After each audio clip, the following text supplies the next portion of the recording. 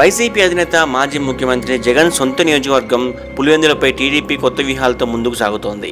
వచ్చే ఏడాది స్థానిక సంస్థల ఎన్నికల షెడ్యూల్ ప్రకారం జరగనున్నాయి.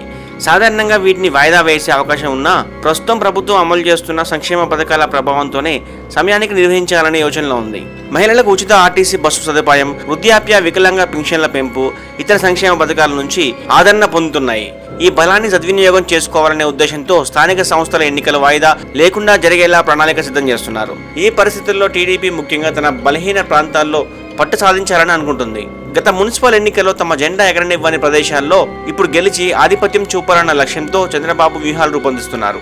పుంగనూరు, పులివెందుల, గుడివాడ, గన్నవరం, మచిలీపట్నం, అనకాపల్లి వంటి కీలక ప్రాంతాల్లో టీడీపీ యుద్ధ ప్రాతిపదికన సన్నాహాలు చేస్తోంది. ప్రత్యేకంగా పులివెందుల మున్సిపాలిటీపై టీడీపీ దృష్టి మరింతగా కేంద్రీకరించింది.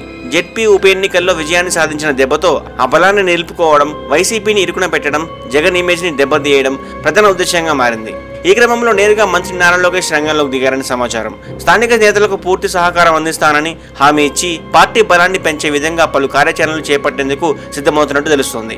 టీడీపీ ఈ విధంగా పులివెందులపై దృష్టి పెట్టడం జగన్కు గట్టి సవాల్గా మారనుంది. సొంత నియోజకవర్గంలోనే వైసీపీకి ఎదురు దెబ్బలు తగలడం పార్టీ కేడర్పై ప్రతికూల ప్రభావం చూపే అవకాశం ఉంది. ఇక ఈ పరిణామాల్లో జగన్ ఎంతవరకు అలర్ట్ అవుతారు, ఎలా ఎదుర్కొంటారు అనేది రాష్ట్ర రాజకీయాల్లో ఆసక్తికర అంశంగా మారింది.